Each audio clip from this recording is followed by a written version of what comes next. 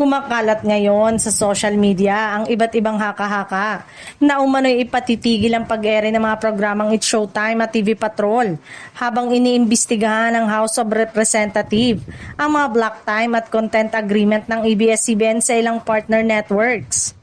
Dahil dito, maraming netizen at kapamilya viewers ang nabahala at nagtanong kung maapektuhan ba ang kanilang mga paboritong programa. Gayunman, hanggang sa kasalukuyan ay wala pang opisyal na pahayag mula sa Kamara, ABS-CBN, TV5 o iba pang partner network na nagsasabing ipatitigil ang pag-ere ng naturang mga palabas. Ayon sa mga ulat, layunin ng investigasyon na suriin ang mga umiiral na kasunduan at tiyaking naaayon ng mga ito sa batas at regulasyon. Hindi naman otomatikong nangangahulugan ang isang congressional inquiry na agad na magkakaroon ng suspension at pagpapatigil sa mga programang kasangkot.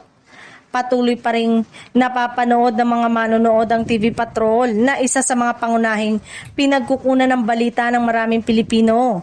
Gayon din ang It's Showtime na patuloy na nagbibigay ng aliw at saya sa tanghalian sa pamamagitan ng mga segment at host nito. Sa ngayon, nananatiling normal ang operasyon at pag-ere ng mga programa ng ABS-CBN habang nagpapatuloy ang investigasyon. Wala pang inilalabas na kautusan na magpapahinto sa pagpapalabas ng It's Showtime at TV Patrol.